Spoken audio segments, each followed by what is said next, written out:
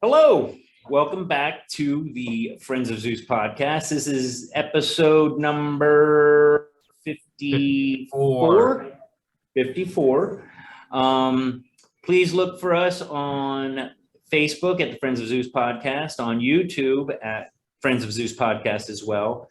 We're also on Spotify, and we're building up the episodes quicker now. We're keeping the recent ones there at least. So you can look for us there or on Anchor. And if you could please, because we're noticing a little bit of tread. People are watching us, I guess.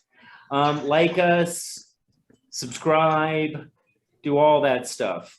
Because it really helps us out. I mean, we're going to keep doing it whether anybody listens or not. It feels like at times.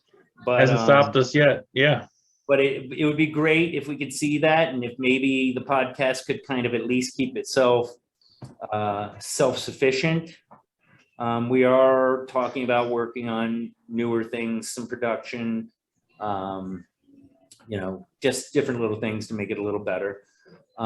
We appreciate everybody that's listening. Please leave us comments. Let us know what we can change, what we can do to make it better. Yeah, I just told him, you hit the likes, definitely. Or whatever the equivalent is on the different platforms. But let's send it over to Mike. Tonight is about current aliens, rather than 2 weeks ago, we had a little bit of a talk about ancient aliens, pyramids, Easter Island kind of stuff. And now we're going to talk about the ones that are a little more intimate to us. Yeah, we're going to talk about aliens and stuff here tonight. Spaceships and stuff. Spaceships, all that good stuff. So we did the Ancient Aliens episode 2 weeks ago. Probably could do more on that, but this one's a little bit more freestyle. We're going to talk about the phenomena of sightings of UFOs, alien contact, anything basically that's current. That where we are now. We can get into different races of aliens. We can go wherever you guys want to go. But I do have a little slideshow just to sort of set the table and get us started here. Okay, so basically this first screen, you guys may recognize this screenshot from the gimbal video. I believe this was from 2014. But basically, so again, last week we talked about, the origins of humankind and was there any influence from extraterrestrial beings in our gain of technology over the millennia. And now we're talking about things that pretty much Roswell till now. We can get into some stuff that was before Roswell. I was actually surprised how much was documented going back well before Roswell, although Roswell, definitely was kind of the current start of modern UFO discussions. Yeah, like post radio, post TV, post mass communication, I would say, right? Yeah. Yes, Tom. You don't hear about anything from the 1800s. Tom, what's going on? Go back one slide. I just want to ask you quickly. Sorry to interrupt you, but so is this an enhanced picture? Because that object that looks suspiciously like a typical, caricature UFO. Yeah, no, I think it is from gimbal. It does look a little bit enhanced, but there have been purported to be some less grainy footage from that same thing. It looks different than any other shot that I've seen of this. The one that's behind you. That's photoshopped. It could be. That's actually from Mars Attacks. Yeah. It could be. It could be. Oh, I should have used one of those as the background. Go ahead. Sorry. Yeah, it could be. There are some things on the slideshow that are not 1,000% authentic, so I'll warn you. Like this guy up here, possibly not accurate, maybe. Actually, this is a representation at the Roswell Museum of what some people that have witnessed grays in that area said they look like. So anyway, that is from the Roswell area. So again, as far as like modern times, you know, July 1947, the incident in Roswell is pretty much kicked a lot of this off. One thing I didn't realize, there were actually a lot of sightings in and around that area of New Mexico, Arizona, throughout the spring of 1947. Roswell was definitely not the first. So, you know, maybe, you know, people were already kind of like amped up and thinking about it. It wasn't like out of the blue. The interesting thing about Roswell is in the initial reports from the Air Force, they actually said that they had captured, that they had the wreckage of a saucer. You know, this is one of the two newspapers. I didn't find a copy of the other one, you know, that explicitly say that they had a saucer. And then literally after these went to print, just a few hours later, you know, the Air Force, I guess the publicity people got their hands on the situation. And that's when this whole thing, this cover story or the story about the weather balloon and all that came out. This gentleman right here, Jesse Marcel, I believe is his name, Army officer. He went on later in his life, he's deceased a few years ago, but he went on later in his life to say that this was completely staged, you know, that he was embarrassed to. It looks like aluminum foil. Yeah, I mean, and he had actually been on the site of the supposed, you know, and saw like the wreckage, and he recognized he was basically had to do this. But later in his life, he recanted it and said that this was a setup, you know, for whatever that's worth. Looks like the Shroud of Turin of Alien. If I may, Yeah, I'm sorry. Yeah. If I may, didn't the next day, didn't they discredit all this in another newspaper? discredit which part? The weather balloon or the crash? Just this, the Roswell Daily Record. Didn't they the next day say that, oh, so sorry, pay no attention to the man behind the curtain? Yeah, no, because the Air Force came out and said, no, it's just a weather balloon and all that stuff. Picture is Zeus. That's him holding the supposed weather. Yeah, that's him the next not day. holding a flying saucer. Because he was one of the people, you know, that went out there and had seen the wreckage. And again, I'm not going to get deep diving into this stuff. I just want to give kind of a general overview. So this was a part that I really found interesting, and I really dived into it, and I actually printed up. I mean, this has got to be like 20 pages, and this is just from Wikipedia of like list of reported UFO sightings. Pretty fascinating. I didn't realize how far back they had gone. So the earliest one I could find was 1440 BC, you know, 3,500 years ago. The earliest record I could find. There's a few between that one and the one at 2218 BC. These are, except for the first one, well, the first one, yeah, these are all like multiple people saw them for the most part. And there's hundreds of these. I literally just read through, and the ones that seemed interesting to me, I put on here. The one from 1803 from Japan, I kind of extended that one. Local fishermen reportedly say a vessel drifting in close by the waters. When they investigated it, a beautiful young woman they described as having red and white hair and dressed in strange clothes appeared.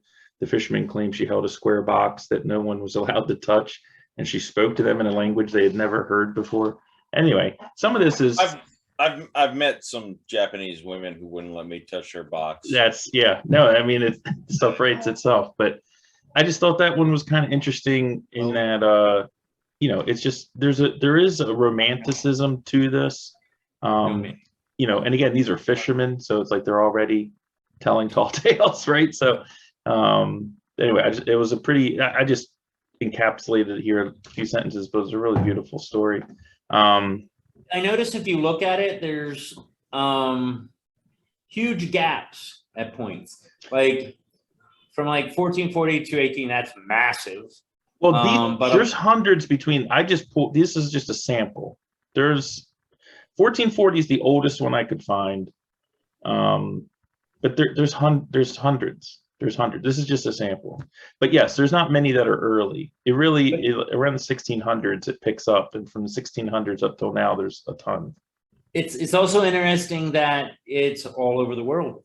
It's all over the world.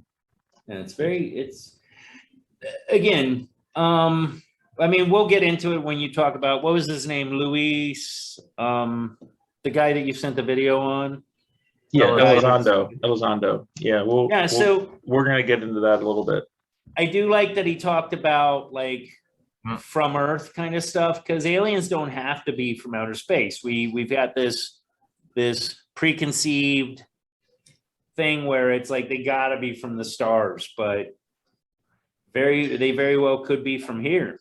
Yeah, I mean, his point is basically what he's trying to say is what it's not, you know. So his whole thing is, we can get into this later too, is, you know, it's either United States military tech or some other type of tech, or it's an adversary or other country that's hiding it from us, or it's unknown. It's either extraterrestrial, or it's, you know, again, transdimensional, you know, coming in from another time or another dimension. But, you know, there's a lot of these things that are definitely falling into category 3, you know, where we don't have an explanation for.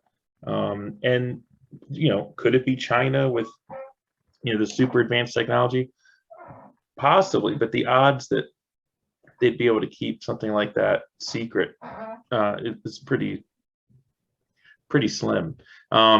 This one, the one from 1969, made me laugh because I remembered that when I was a kid, hearing that about Jimmy Carter, you know, when he was president, that he had witnessed a UFO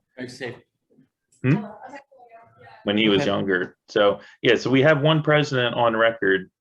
And the other thing, I didn't get into it here, but if you guys want to look it up, like if you look at interviews with Obama and Bill Clinton and Donald Trump and George Bush, when they would be on like Jimmy Kimmel or, you know, Conan O'Brien, or asked by They always like, ask about reporters, the aliens. They always ask about the aliens, and like some of the responses have been kind of interesting. You know, not 100%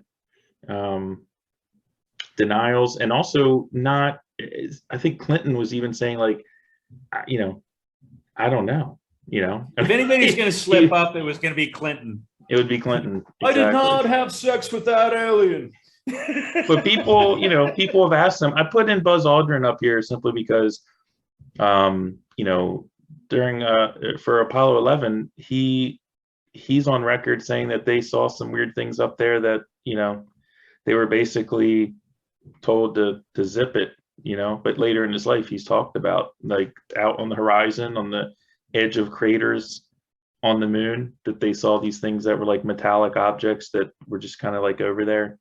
May I make they didn't know what they were. Here? Mm-hmm.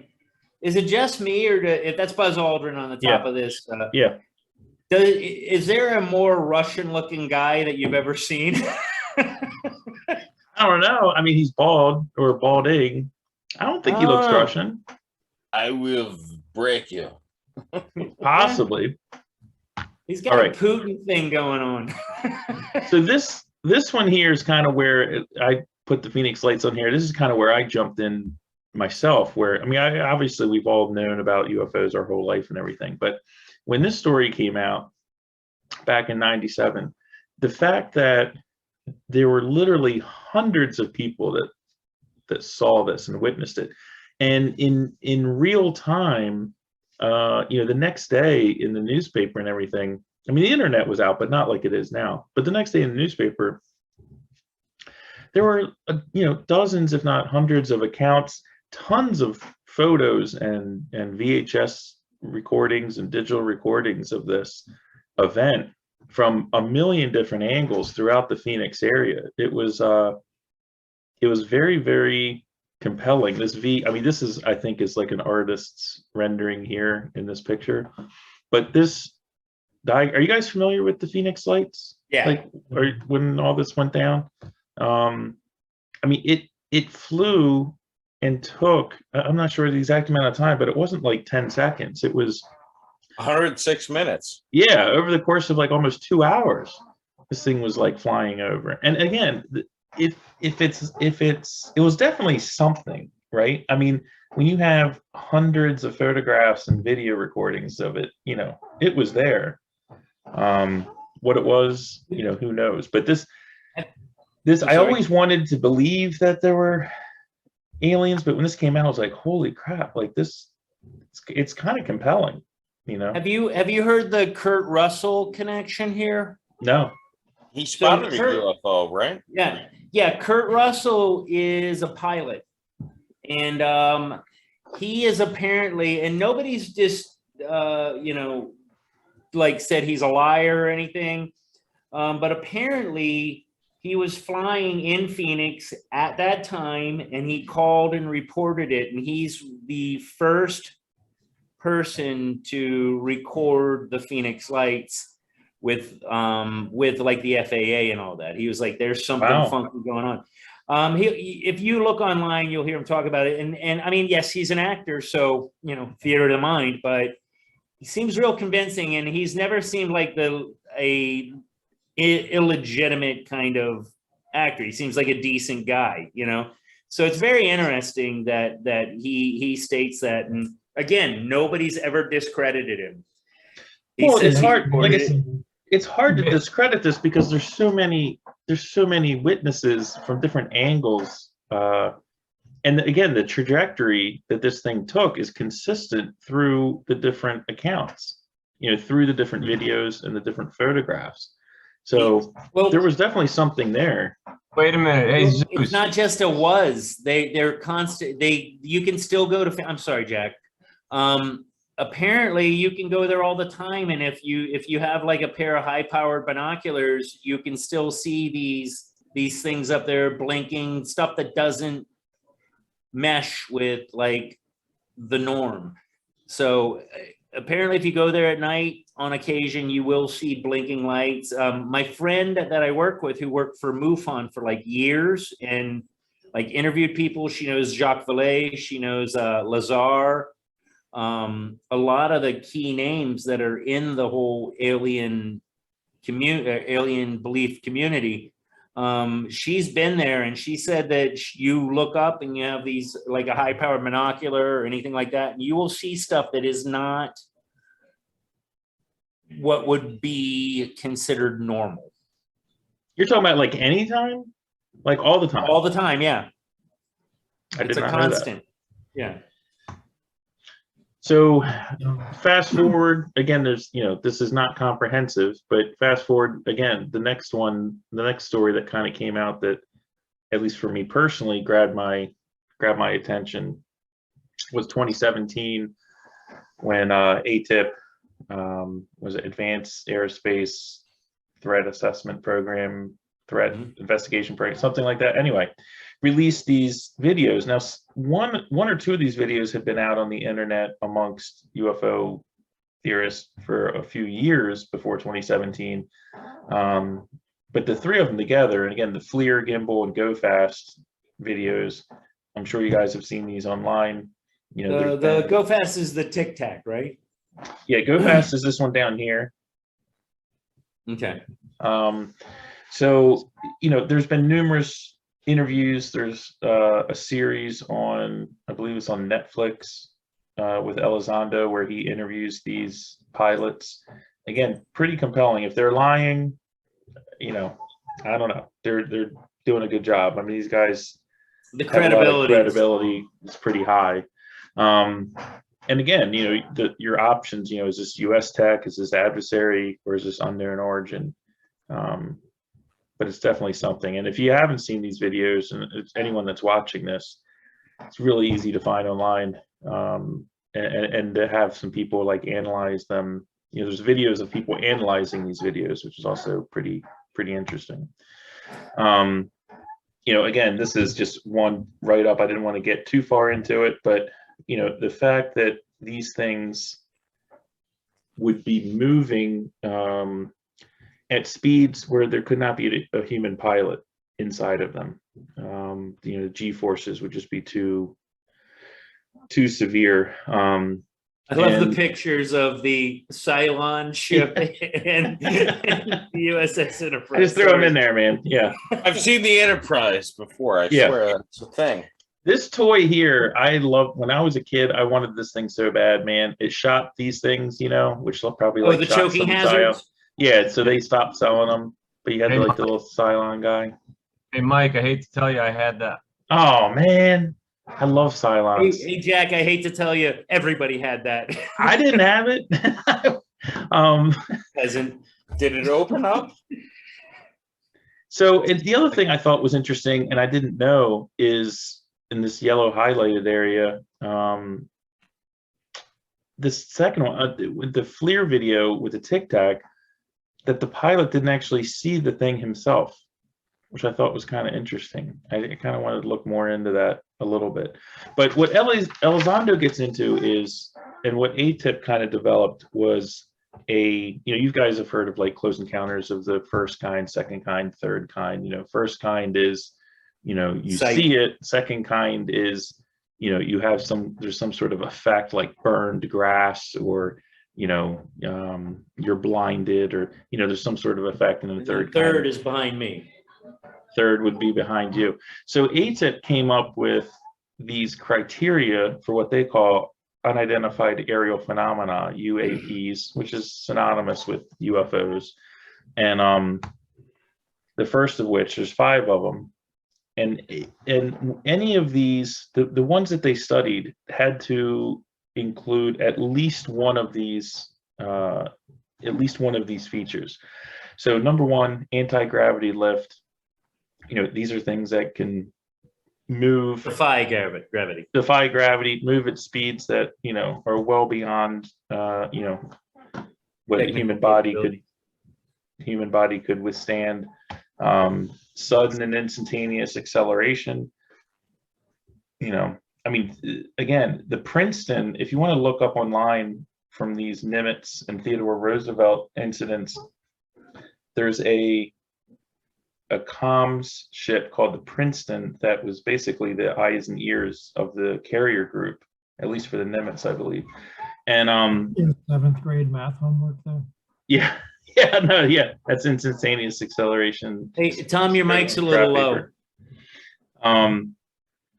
But no, these guys that were like monitoring the radar and things, they have some very interesting stories to tell. Again, they have radar tracking this thing going 30 times the speed of sound. Again, human body could never withstand something like that. Hypersonic velocities without signatures. So I know this isn't hypersonic here, but it was a pretty picture. This one is actually a shot of a jet breaking the sound barrier with the background removed. So these things, typically, if you have a jet flying, you have a heat signature coming out of engines. When they break the sound barrier, you would have some sort of like visible phenomena of the air around the thing that I was just going to say you'd have that spiral of whatever gases are around, most likely clouds. And these don't. Yeah, these things tend not to, which is kind of interesting. Because they're not disrupting things around them. Yeah, being able to cloak, or having low observability. Wonder Woman. Yeah, just like the invisible jet. This is the greatest PowerPoint ever.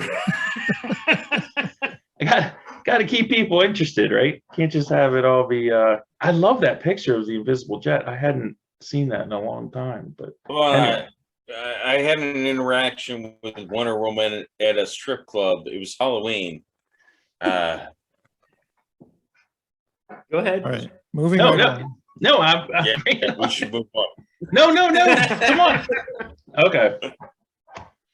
And number 5, this one is the one of all the 5 that it trips me out the most. The transmedium travel, which is these things, and this picture up here above is from an actual video, where these things will drop from great altitudes at hypersonic speeds and enter the water. and have been, again, the Princeton. If you look up this ship, it's just, again, some of the people that are talking that were on this thing a decade ago. These things are traveling underwater, twice as fast as our fastest submarines can go, and then like leaving the water, and then like taking off through the atmosphere, and then out, leaving our atmosphere. Just being able to go between.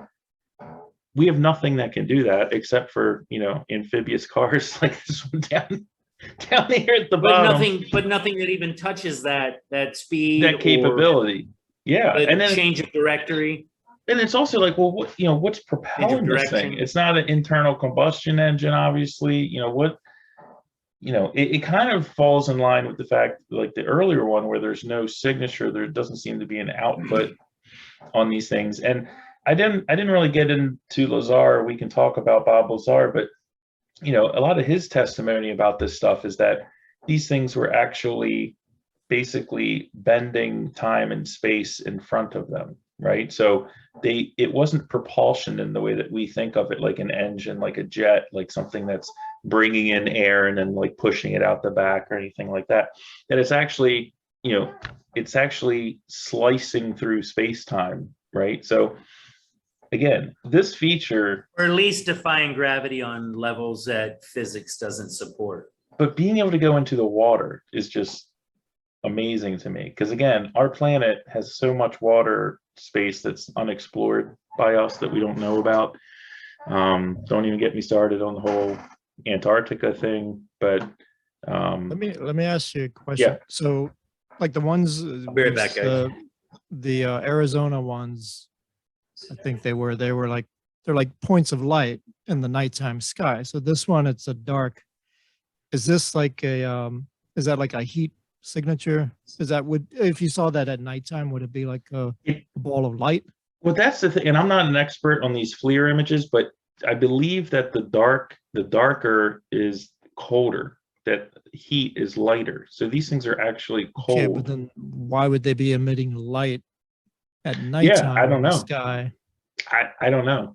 I mean, when I looked at that Phoenix Light thing, not at the time, but like when the B-2 bomber came out, and they started, I was like, that kind of does look like a flying wing of some description, but I don't even think the B-2 has lights on the leading edge like that. And the Phoenix Lights moved pretty slow, much slower than the jet aircraft would be able to travel. The official explanation on those lights was that they were flares. Although, I mean, I could see that it kind of looks like a series of flares. And like you said, they were moving real slow. But the V shape, I don't get it. Why would you have flares in a V shape? And how would it stay in a V shape? Yeah, no, I mean,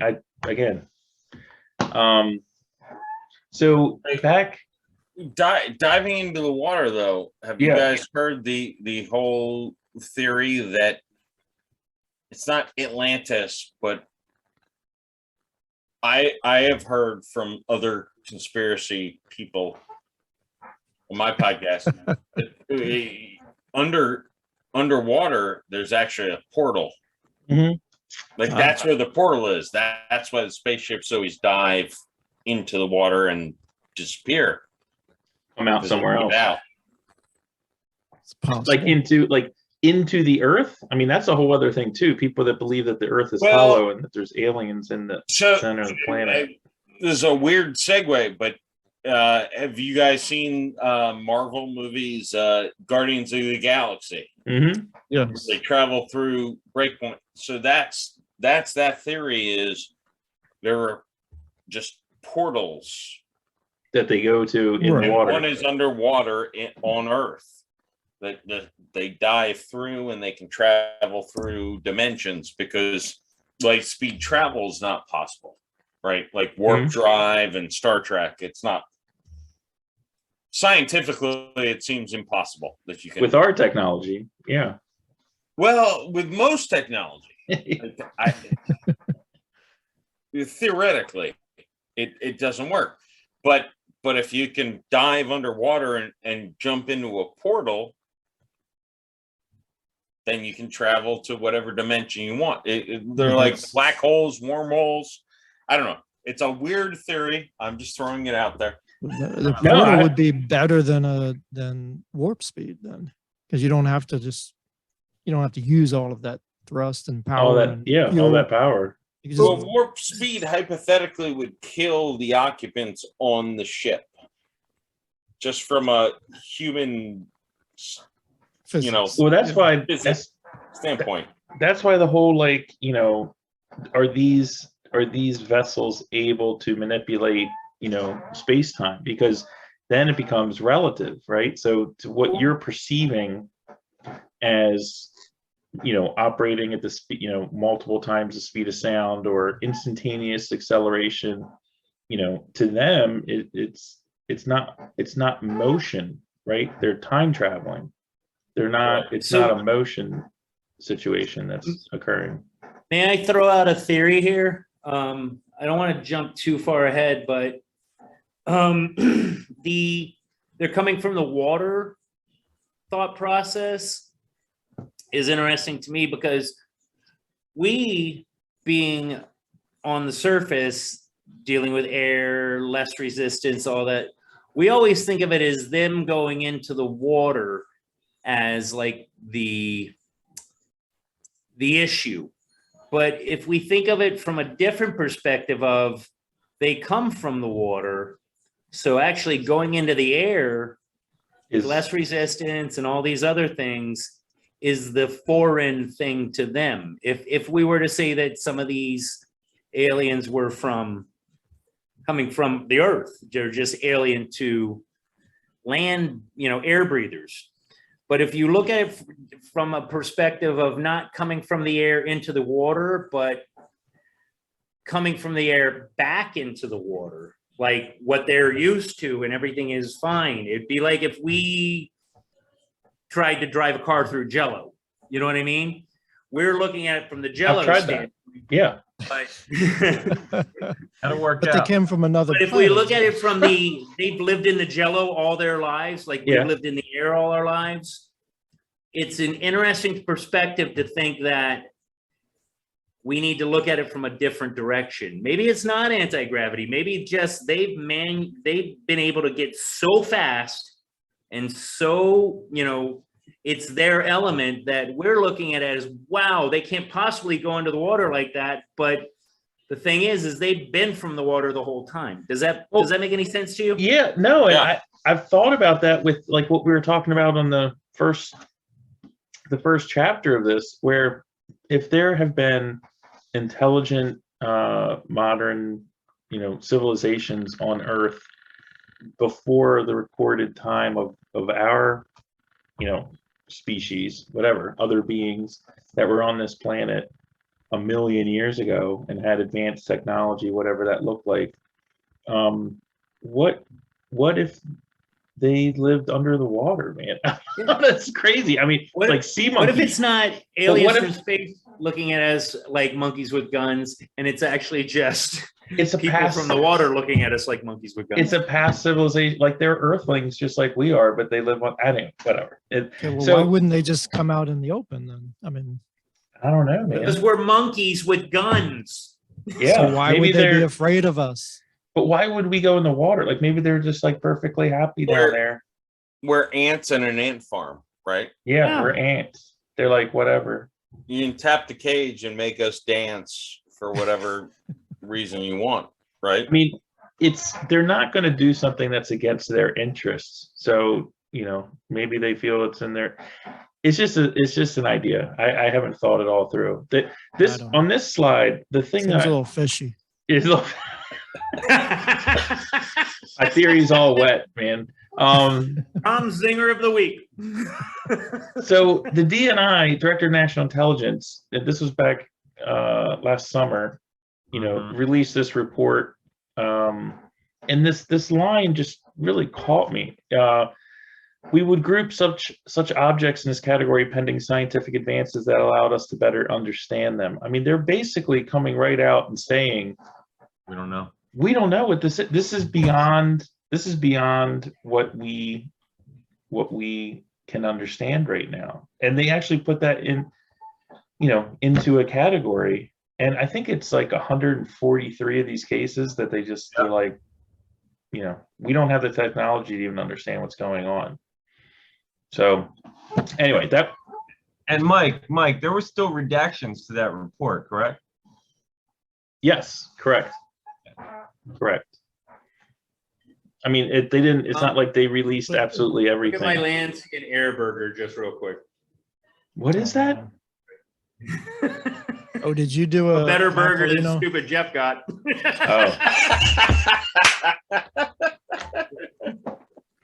Now I'm hungry. That was the Yeah. worst. That was the worst, man. And you had to eat them all separately. That's so sad. And I did. I only ate the McChicken on air. I ate the rest of them off air. And So- they were cold and not One fragrant. One question, just to get kind of this started, is have any of you guys in your life believed that you've seen like a unidentified aerial phenomena or UFO, or have you known anyone that you trust that has? Yeah, all I the saw time. one. Really? Well, I Yeah. mean, what is a UFO? It's Yeah. just an unidentified flying object. So if Yeah. you see something flying across the night sky and you don't know, okay, is that a helicopter? Is it- Mhm. I don't know what it is. It's unidentified. Yeah. So, I mean, everybody sees UFOs. The question is, are you seeing a spaceship from outer space? That's a different issue. That's a It's different thing. perspective. It's unidentified by you. Right.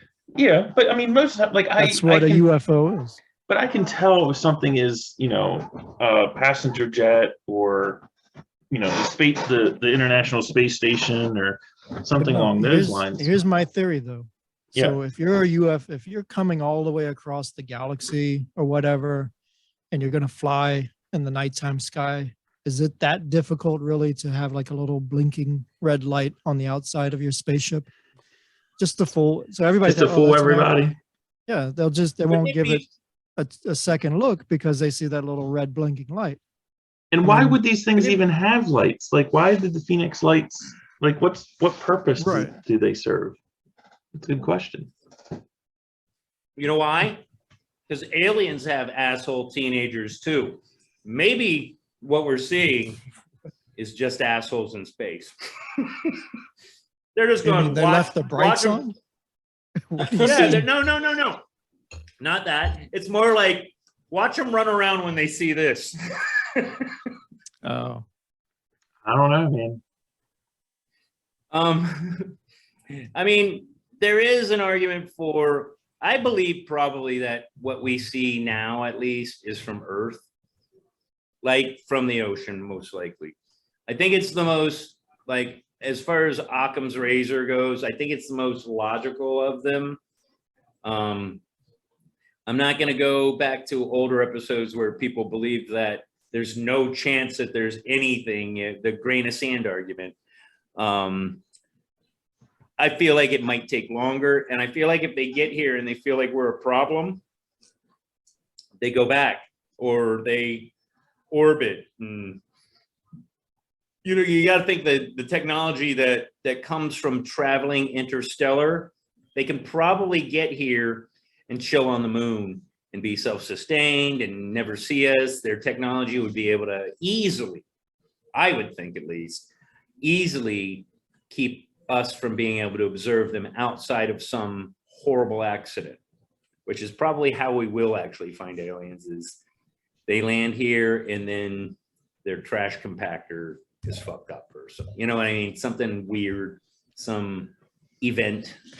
the trash. That's a little compactor. Star Warsy, but you feel where I'm coming from. I think that we find them because either they want us to, or because Okay, but that goes back to my question. Which is it? Do they want us to know about them, or do they not want to make contact?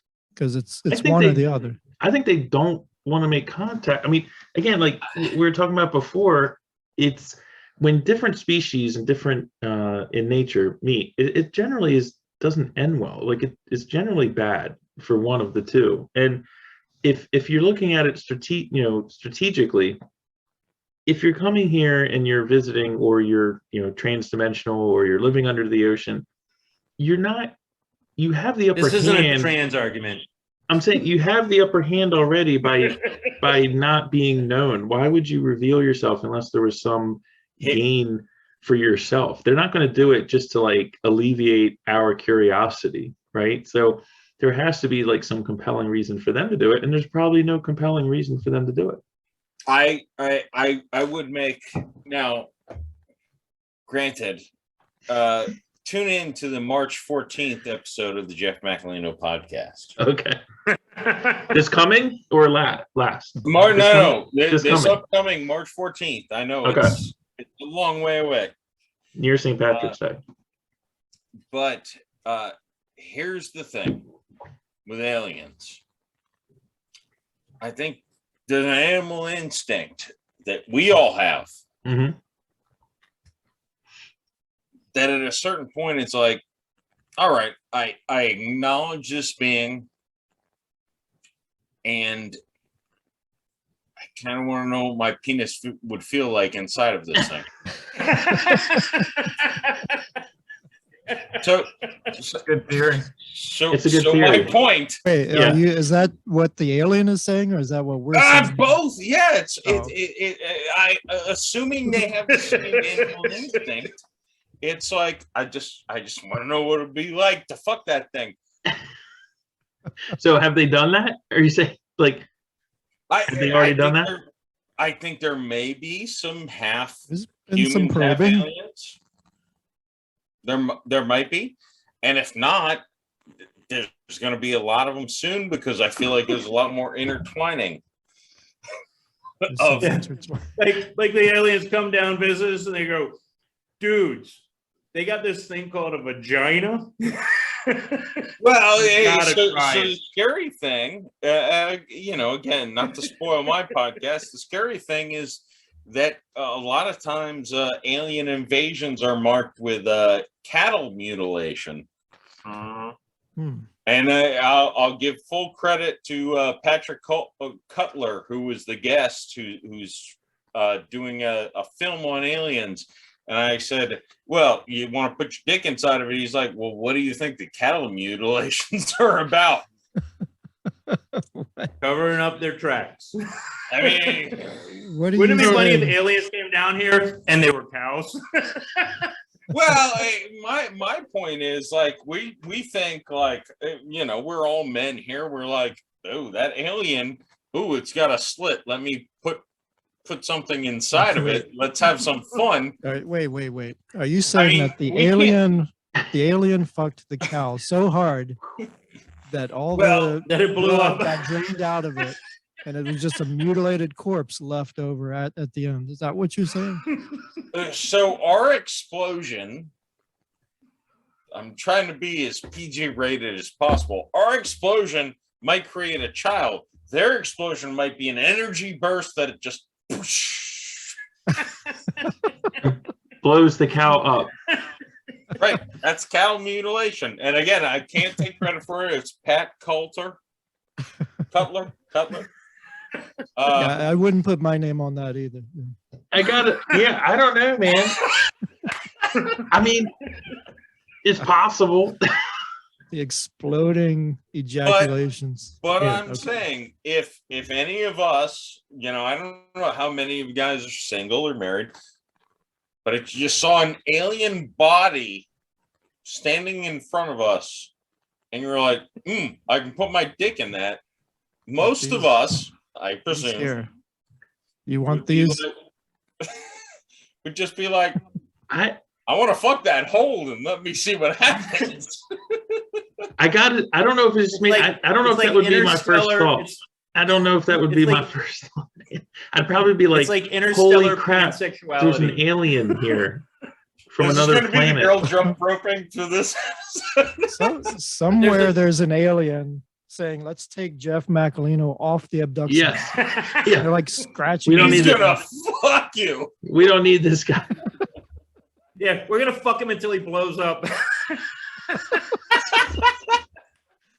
I'm just saying. And let's be honest. the thought. Let's be honest.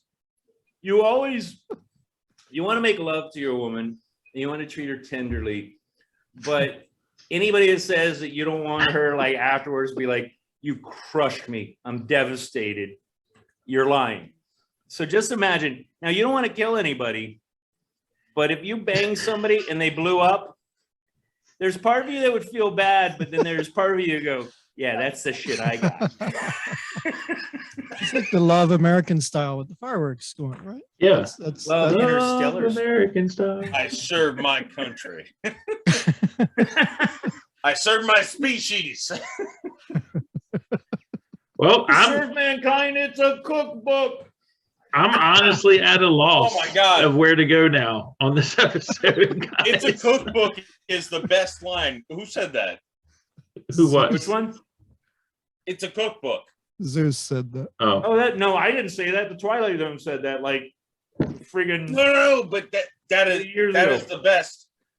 That is the best line I feel like with dealing with aliens. Like I'm stealing. they're so That's much not smarter than us. They might just want to eat us. We might be cows to them. yeah. All right, No, that was the Hey, Twilight Zone. Again, Okay. I lean yeah. back to your Serving theory about man. the It was like mutilation makes serving a lot man. more sense. Serving. To serve man. I think to serve man. Man. Mike's observation or his friend's observation about the cows being banged. How funny would it be if we get this whole Klaatu Barato Nikto event on the White House lawn, but it's just the cow comes out and says, "Mm." Everything would come together. No, the alien says, "I got your message to fuck Joe Biden." Yes. So And then we're here. Biden explodes. Now we're here. But you Ukraine. Ukraine. This episode's gone weird. I'd like to take some credit for that. I mean, well, again, there is thought to the premise that they come by, they see us, and they just look at us as not ready to like meld with like the interstellar community. Like we're blacklisted well- for the period. Yeah, but I mean, I don't think they're like, judging us on that level. Like, oh, we're not ready to. I mean, because there could be tens of thousands of different races and types of aliens, right? Do they speak for all? I don't know. Well, This no, contradicts. No, our entire episode 2 weeks ago was about them interacting with humans and imparting knowledge and all that ancient Some. technology. I mean, so how do you juxtapose that with what we're saying tonight? Well, I'm saying it could be different. It could be different races of aliens. It could be, who knows? I like don't know. reptilians, grays, things like that. I just don't think that I don't think that I don't think that there's just one. I mean, there's thousands probably. If aliens exist, if there's intelligent life on other planets, it's not just one other type or two or three. It's probably tens of thousands of different But the types. chances that more than one would make it here to this little planet. Well, look at their mode Yeah. of transportation. We've got some that we all kind of agree probably comes from the 75% of the Earth that hasn't been explored. And then you've got interstellar. There's always like this multiphasic, string theory kind of two realities running parallel, and every once in a while they phase. There's it really depends on which one of those you want to hitch your reins to. I mean, I get what Mike's saying. Mike is saying alien doesn't necessarily mean space. It could mean several different modes of transportation, or however you want to put it, vectors. Does that make sense? Well, that's still space. It's outside of Earth. Well, Tom, we do Alien have a to lot. Earth. Tom, we do have a lot of many very attractive women here on this planet, though. So maybe that's why they would come here. Silence. Michael! That fell flat. I think we covered that. I think we covered that. I'm just trying to wrap it We back. got a little alien. Yeah. Hey, Mike, one thing I found kind of alarming, Mike, in the interview with Elizondo, Yeah. the woman who was interviewing him brought up something that I wasn't totally aware of. They seem to be attracted to our nuclear capabilities. Like you have these fleets out there with nuclear armed submarines and aircraft carriers that run on nuclear energy. Yeah. Why are they attracted to that? Yeah, what are they doing? Why are they observing those things specifically? Like they're not flying over New York City, although I'm sure there's been sightings in this area. Maybe they recognize that as a power source. Maybe they Or a threat. need those materials themselves. You know, who knows? Yeah. I mean, it's a relatively For all we know, nuclear capability to an alien community, for lack of a better term, is like a milestone where they've seen everything go to shit elsewhere. Like, we're foolish to think that we're the first, like, they're traveling interstellarly and they get to us. It's not like we were their end game. We might just be another one that they're passing through. Sometimes they drive by, they look at us, and they roll up their windows slowly. You know what I mean? And Just like sometimes the ball they of stop. yarn. We're the ball of yarn. They just kind of Exactly. stop. Give them something to play with. Hey, I got an idea. See that place, Wuhan? Let's throw something down there to distract them while we fly by. You know, you never know. So it is naive and a little egocentric for us to think that we're their end game. Us. Mhm. We can't even keep our own shit together. But we may be something that's in their interstellar highway that we might actually just get destroyed because they need to pave through.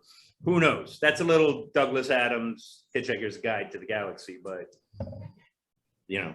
Yeah, like Yes, why it's would they fun. care so much about us? No, Because again, it's we're a milestone. narcissistic assholes.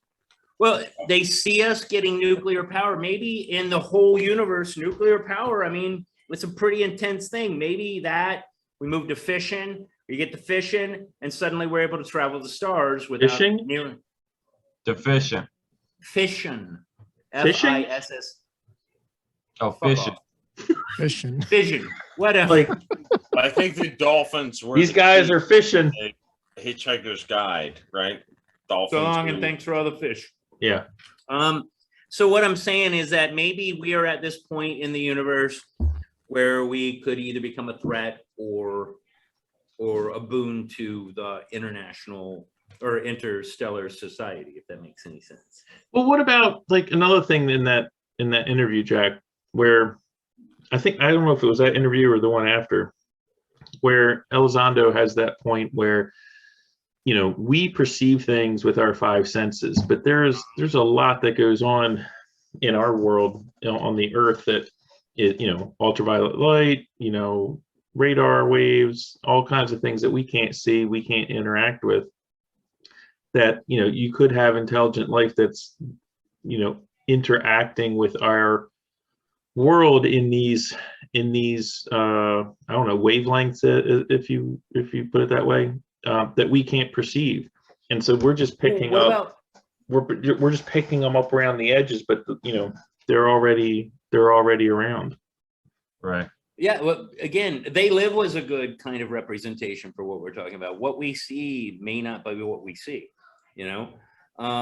You also got to look at, there's other things. There's like empathy, and there's some people's capability to foresee things better than others. I'm not saying see the future, but I'm saying something that, you know, allows you to perceive better. Maybe we're at this, maybe they're visiting us and we're at this weird evolutionary period where we're going to be more like others, where we're going to start, you know, using thought for communication. You know, there's so many X factors, and I think it was Gene Roddenberry, and I think it's a really astute statement that science fiction is the precursor to science fact. So if we can imagine it, it can happen, because we've already started trying to figure out. I mean, Elon Musk is talking about us being able to read each other's minds through a little chip in our head. You know, eventually, nanocomputers or organic computing, and suddenly that chip is just a an organic part of our bodies that's been put together. For all we know, the coronavirus mRNA thing is just a way to prepare our bodies for something next. Maybe we're already there. Maybe we're being manipulated and we don't even know it. Wow. That's some deep shit, right? I would say that's a probability, but I mean, anything's possible. I'm backing off that. What's And that? look, What, Jack? I was gonna say, all I know is that Dan Aykroyd saw a UFO and he was a Ghostbuster, so I believe it. He did. He's on record as Yeah. seeing one. Oh, totally. He's Would it also be in funny- the Twilight Zone movie. Yes, he is. Would He's- it, yeah. Yeah, he's- would it be funny if Dan Aykroyd and Kurt Russell are part of the Illuminati? oh, I can see that. I can see that. Yeah. Well, Hey, just Kurt to Russell's in everything. just to jump back here, I mean, it is alarming, isn't it? Well, I don't know if alarming is the right word. Isn't it kind of a sea change where if we have, you know, our military, our most advanced, you know, fighter jet pilots and carrier groups and all that stuff, and they're interacting with these things and they're like, we don't know what this is. I mean, isn't that a little alarming? I mean, I don't know about you, but it's like you kind of assume that they've got things figured out and they're like, yeah, we don't know what this is. But they've Well, been doing what is this for a interesting long to time, note, you know, with the what is Project Blue Book and the Mhm. paperclip and all these since like the after World War II, they've been doing this. well, how about we have some missiles that we created and we perfected over 50 years, but still most missiles go like 300 miles. For the most part, they don't travel across the world. They do now. Now they do, but it's been a long haul. You know, it wasn't just something. And I wanted to mention this earlier, and it's kind of a callback to what we were talking about earlier. But does anybody find it interesting that at least from the 1950s, 1947 Area 51 point of view, that suddenly technology had this massive boost? Sure.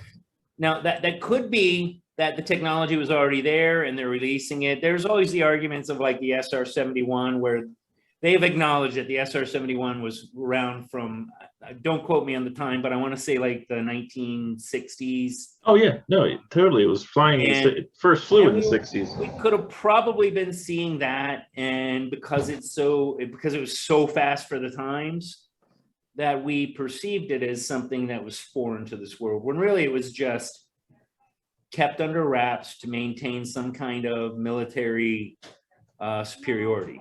Does that make sense? It still could be that. And then, but then the question is, you know, is this technology, if this is US technology or if this is adversarial technology, did we get it from some of these wrecks of That's UFOs? where I was going with it. Yeah, that's where I was going with it. Is that maybe, I mean, for like mobile phones, Yeah, like I mean, all the technology exploded after Roswell, right? That's what you're getting at?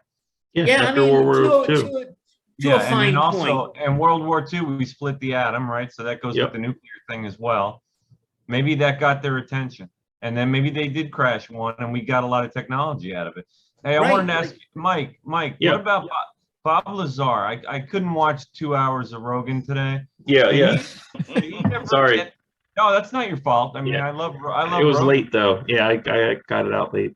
There were a lot of clips on Lazar and stuff that I did watch.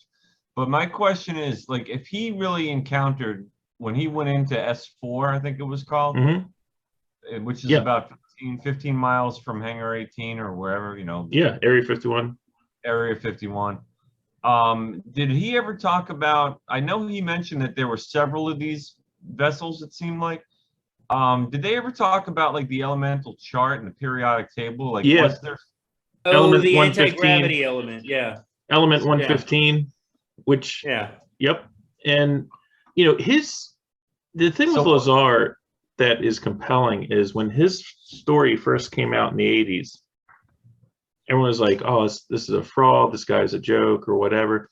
But things that he has talked about have since borne out many things that he's talked about have since borne out. And also, he just comes across as very believable as well. I mean, he said there were like three of these different crafts. He said he didn't really see the other two. He said he worked on what's called like the sports car model. And he was like brought in to do this research and I mean, obviously he's a unique guy, right? I mean, he's a very intelligent person. He was recruited into this. It wasn't like something he volunteered for. But I mean, I'm just saying, so far, if you look at the podcast, I mean, it's weird. I've never seen Rogan like so beside himself as he was in that podcast. He was just like, what the hell? But I mean, Lazar seems pretty credible to me, at least. But yeah, no, Element 115 is the one that he's talking about. And a lot of the stuff where he got into some legal issues later and where he hasn't been really forthcoming is there's a lot of people that believe that he absconded with some of this stuff. Oh, wow. So his business was raided, his house was raided. Like, he's been under a lot of government thumbs, right? And he's never really answered that question in a straightforward way, whether he kind of took some of that stuff with him or that he has some of it with him. If I may, none of you guys have heard of Jacques Vallée. Well, I did some research because you've been teasing it for like 6 episodes and never tell us who the guy is. So I did look him up. He seems like a pretty interesting dude. I didn't do a deep dive on him, but I thought it was a bread thief from Les Mis, Jean Vallée. Yeah. Jacques. Jean Valjean. So Jean anyway, Vallée, if you see him in interviews, like Lazar, and I'm not discrediting him, and who am I? Like we got 50 people on the show. If I'm not gonna poo-poo on Lazar, but he seems to always have an answer that satisfies those. What's that? I said, oh, please poo-poo. So Lazar always seems to have this ability to satisfy your interest, to keep you listening to his story.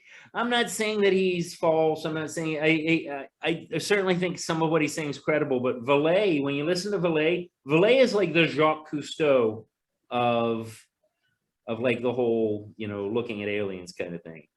I'm far more fascinated by him, and I'm more fascinated by the guy with the Tic Tac video, because as far as witnesses that we have, he has the most credibility behind him. Like, he was a fighter pilot. Nothing but good stuff to be said about him. I don't know about this. What's the guy's name that you sent the video again? I'm sorry, Luis. Elizondo. Yeah, he seems super credible. I'm going to look at a lot more of his stuff. He seems quite fascinating because I get no instinct of bullshit off of him. He seems he was director.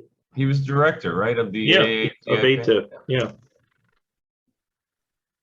Yeah, I'm interested by him. I'm also I want to mention my background here, because I found that the beauty of M. Night Shyamalan's kind of, again, precursor to science fact, is I like that this guy is green. It was an interesting thought process that he's green, as though maybe he's got chloroform, as though maybe he, chlorophyll. Chlorophyll. Sorry. I find that kind of stuff fascinating. I think when we look at what we throw out there sometimes from our imaginations, again, precursor to science fact, I think we're getting closer just because it seems like the natural line of thought. They weren't green in signs. It was a chameleon effect. So he's coming out of the bushes, so that's why he's still green right there. Yeah, they were chameleons. You're right, Tom. Well, wait a minute. Let's talk. Why you always have to put me down, Tom?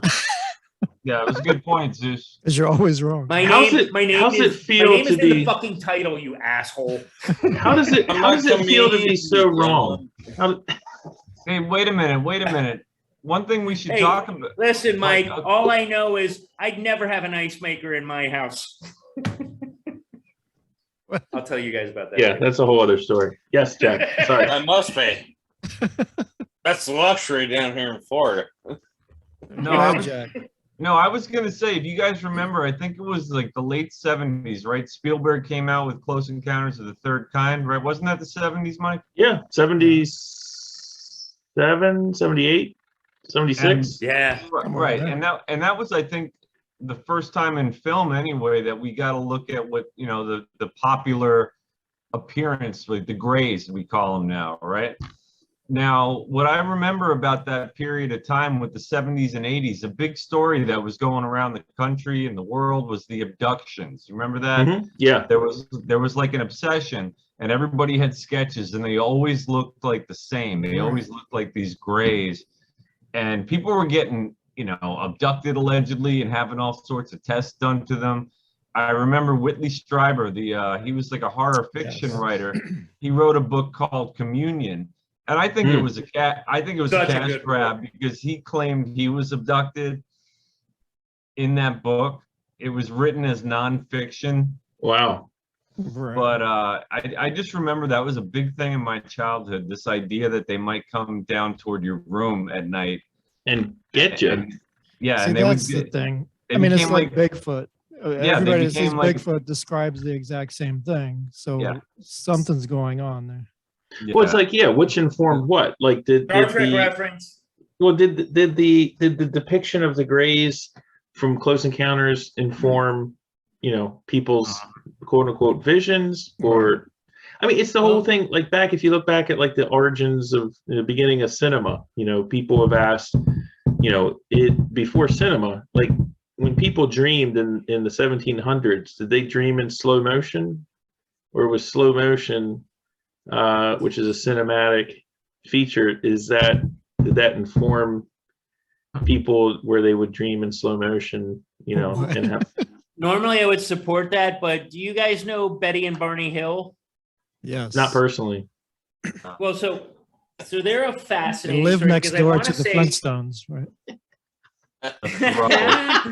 I want to say Who are these it people, was- man? Jacques Vallée, Benny, Zeus. You gotta Oh, you don't like know? flesh these people out for us, because so you're giving Barney us and these Betty names. Hill were Yeah. Barney Wait and a minute. Betty Hill. I made a human appear. Wait a minute, Zeus. I know Benny Hill. Yeah. I No, love that guy. I just like the little guy that go like this too. Betty and Barney Hill were 1961. They claimed to be abducted. I want to say they were also an interracial couple. Oh, I know who you mean. Yep. Yeah. So this You is can say it. You can say it. I know you want to, but you can. What's that? You said you want to say it. I got no jokes about it. I think Oh. they I didn't. their story is intriguing because they really kept to their story, like next level. Like if they were lying, they really set it up far ahead. You can find audio recordings of Barney, I believe, but Are you okay, Jeff? Yeah, Is Jeff. Jeff what's up? okay? He's But about Betty to pass kind of- out. He's about to fall over. Yeah, Hang Jeff's in there, got a- Jeff. We're I almost I think done. I Jeff's can't got see a it, so I buzz. can't. Jeff's got a Mark him. buzz. Oh yeah, I've got a buzz. Yes. I feel like, again, it's interesting. It would be interesting to think that they throw a few things out there, and I know I use the term a lot, but to get it into the zeitgeist and cause the paradigm shift, to cause us to start thinking in a certain way. And it no longer becomes linear thinking. It becomes more something of, well, everybody's seen a Christmas tree, so we all know what they look like. Only this, it's something we can't explain coming from the stars, doesn't it? Again, I say this a lot, but does that make sense? Like they throw a little seed of thought out there, and then Yeah, we but who think is as we who is naturally the would. who's the they? I mean, in other words, for me to buy into that, and this is why. Well, That's deep, diving deep and believing in the aliens. That that the they wanna aliens are introduce creating their themselves. own conspiracy theory about themselves. or they're getting us prepared for something that we've always. Disclosure.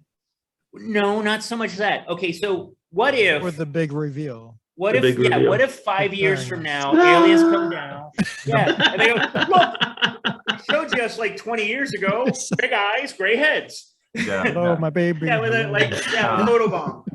No, that's what. Like this guy, like the They're guy all, behind it's me. like, yeah, they're gonna, it's like the reveal is gonna be a TikTok video. I can't wait, man. This is fantastic. They're gonna show up Shuffle on dancing Tinder. aliens. Yeah. No, it's what Michael Caine called the prestige. Yeah, The precise. prestige. Yeah, so maybe we see grays now because they want us to see grays, because when the grays finally come, we're like, we were right. And then we're comfortable, and then they eat us. And they eat us. Only not in the sexy fuck my mind like a cow way that Jeff was talking about. Yeah, maybe a little different. Because Jeff's sick. You're a sick person, Jeff. You're Saint Stan, for God's sakes. Cattle mutilation is beautiful. Oh my God, how drunk do you sound right now? Seriously.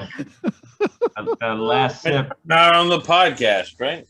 Cow, So cattle, wait. Cattle I mean mutilation cows. is beautiful. But so okay, let me just follow up. So before, when I said, has anyone ever seen anything, and Tom said yes, we all have. Have, like, Jeff, Jack, Zeus, have you guys? Yeah. Jack raised his hand. Yes. Yeah. So tell us. Well, Yeah, spill it. What's up? Tom and I are both married to aliens, first of all. No, I want to hear Jack's So- story. Go Yeah, ahead, Jack. no, we it was one Thanksgiving, like it had to be like at least 10 years ago. We went, my family rented like one of these lakeside, really nice big cabin in Maine. Mm. And so we had my wife and I at the time, we had to fly out there and then get on a second plane. And you know, they pick us up, it's nighttime, and we're driving down this really dark road. You know, it was a paved road, it was a real road, but we had to travel pretty far in the car once we got off the plane. And I don't know if anybody's been up to Maine, but if you go there and you look up at the sky at night, it's a real canopy of fucking stars. Like I've never seen so many stars in my life. And you know, I haven't been out to Arizona or whatever, but on the East Coast, You live in New York. New York is the home of stars. no, I know what you mean, though. I know what you mean. Yeah, no, it's really breathtaking. And so we're driving, you know, making this trip, and I don't know who saw it first, but somebody was like, look up there, look at the sky. And I would say, if I had to say what shape it was a cylinder. And it was not way high up where you saw this tiny like Tic Tac thing. This thing was like low in the sky, and it looked solid because it basically broke up the stars. It looked solid. Mhm. And on it there were more lights, but they kind of spun. And so it was clearly an aircraft. I mean, there's no doubt about it. There was nothing else it could have been. And you know, we're all like, holy shit. Like, we were like a little scared. It was like close enough where it was almost like we were flying, you know what I mean? Wow. Like you look over. And I have so we sorry. got to where we were going. And I guess other people saw this thing because it was on the nightly news. Holy cow. Yeah, they did Hey, they did a whole Jack, segment on it. And it did was it make awesome. any noises? I didn't know. It was a dead quiet night. All you could Wow. hear was the car. That's Did you even hear like a- creepier. I know where you're. I actually knew that was coming when I said I knew that was coming. Yeah, me too. No, that's even more creepy if it was Because that silent. was a raccoon. Yeah, it was silent. That's was even quiet. more creepy. Yeah. I And it was, you know, it didn't zoom by us either. It was just cruising. Wow. Kind of Wow. like a blimp. Kind of like a blimp, yeah, but it was bigger, and the lights that were on it went around it, and there were a lot of lights. It wasn't a blimp. Like the and it Goodyear was blimp. raccoon shaped. I have seen the Goodyear blimp, but That was has shaped- lights on it. It was shaped like a cylinder. how about you, Zeus? You said you saw something? So one night I was out. We had a comet that was coming. This is the most recent comet that passed through, and I got like the S20. It's a decent camera, decent video, all that. And I'm 99% sure it was an alien, but I was not an alien. or a spaceship. I was out there with this guy that lives in my building, and I was videotaping the comet, which was clear, right? But then there was this speck that kept bouncing all over the place, and we also saw this red light flying across the sky, which could have been a satellite, but it was this speck that kept. It was light, and it appeared to be up where, all up in the stratosphere, whatever you want to call it, and it was bouncing around forth. But later on, I kind of deduced that it was probably just like a moth, kind of like something up, 20, 30 feet. Yeah. And light reflecting off of it, and the focus would go in and out. So it was probably that. But the weird thing was, we were watching these red lights up in, obviously, space, going really fast one way and then shooting up a different way. Now, in space, I don't know if satellites do that. I don't want to make any assumptions on it, but that part was peculiar. I think my moth was probably what I saw closer, but I did see that. I thought that was interesting, but I'm kind of, honestly, I believe in aliens, but I'm skeptical about us seeing them. I really feel like they're way smarter than us, and we'll see them when they want us to see them, and it won't be subtle. Well, these guys in the military are seeing something. That's all I know. They're seeing something. I will say the one thing that I am kind of contrarian on with the whole alien thing is, everyone has a camera now, right? So I would expect in the last 10 years that we would have like thousands of videos of these things. But again, you showed in your slideshow like camouflage technology. If they don't want to be seen, they traveled either interdimensionally, or they've been on Earth for 5,000 more years than we know. Yeah, and Lazar talked about how they can bend light. You had it in your slideshow too. Yeah. Very hard so for us to think that we're going to catch them just because we have a bunch of cameras, that doesn't fly with me. I think if they want to be seen, they be seen. Like I think it's just that simple. Think of us going to visit like a group of pygmies in the middle of wherever, South America, Costa Rica, like the most uncharted jungle in the world. And we go up, we don't walk right in and go, hey, you tried McDonald's? No, we observe from afar and we learn about them. And we can guarantee that we can make them not see us if we want to. We have optical technology, we have satellite technology, we've got a million ways to not be seen. And that's just here on this terrestrial plane. That's not even bringing in all the other aspects that we were talking about tonight. You know what I mean? Yeah, but Zeus, as far as them being, covert, it just seems like recently they're being pretty overt when it comes to the military. There's a lot of these sightings now by jets, by ships. We do have photographic evidence. Make what you will of it, but something is going on up there. They're getting a little more brazen, if anything. I mean, these sightings. Or maybe the videos we're seeing are from 15, 20 years ago, just like the SR-71, and it's a slow leak because, again, maybe they do want to do a slow reveal. I'm not saying they're not here. I'm not saying they don't exist. I'm saying that when they want to be seen, they're sure as fuck going to be seen. I hear you. I'm just saying that the evidence seems to be piling up now more recently with the, with what these guys are seeing. But again, that could be the alien observation version of again, like a slow leak, like that could be 20 years old. We could be seeing Tic Tac videos that weren't filmed filmed. But there's all these but they're interviewing the stories, witnesses going all the way back to 2000. You saw Mike's list, right. I mean, fair enough. I don't know. Something is peculiar. And maybe coronavirus is, and this is going to get super conspiratorial. Maybe coronavirus is here just to distract us. Maybe, I don't know, maybe Mike. All the confusion. Mike, do you have anything else? Because we have been on for a while now. No, that was it, man. Like I said, this was just we'd been talking about aliens and stuff in other episodes, so we just wanted to give some space, to talk about it here. Good. Okay. All right, good stuff, Mike. Thank you very much. I like the presentation in the beginning too. It was good shit.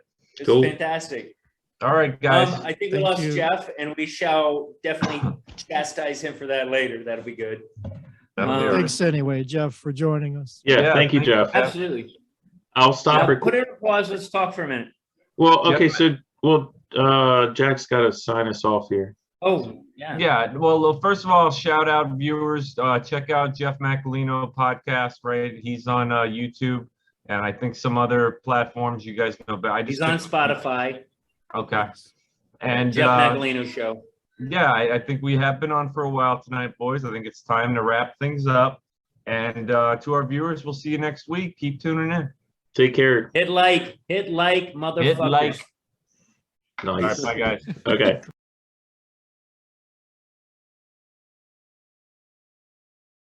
Oh, okay. Well, that'll be a cut. The aliens do not like us talking about them. No, clearly. They know we're on to them. Yeah, I think we'll just leave that in there.